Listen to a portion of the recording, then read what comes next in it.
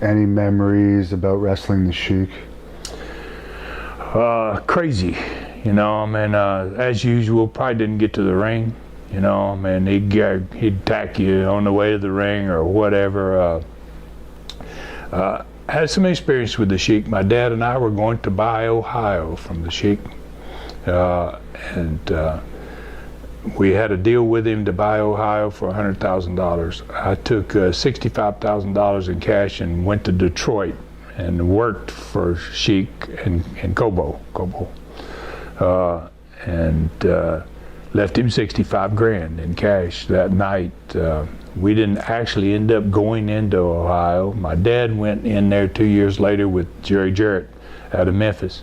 But Sheik was, working with Sheik was What happened to the 65 grand? I never got it. I never got it back. I mean, you know, my dad was going to pay the other 35. Somehow he didn't pay the other 35. I guess Sheik knew that we didn't want to go in there, or we never really pursued it. We went to one television station in Cincinnati.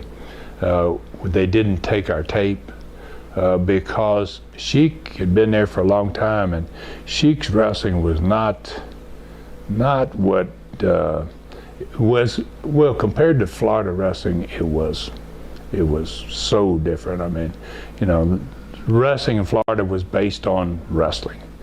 Jack Briscoe.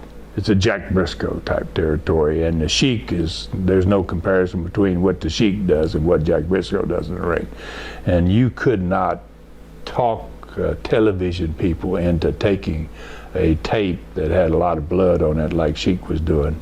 He was lucky to be on some of those stations. Yeah, he's a character to work with.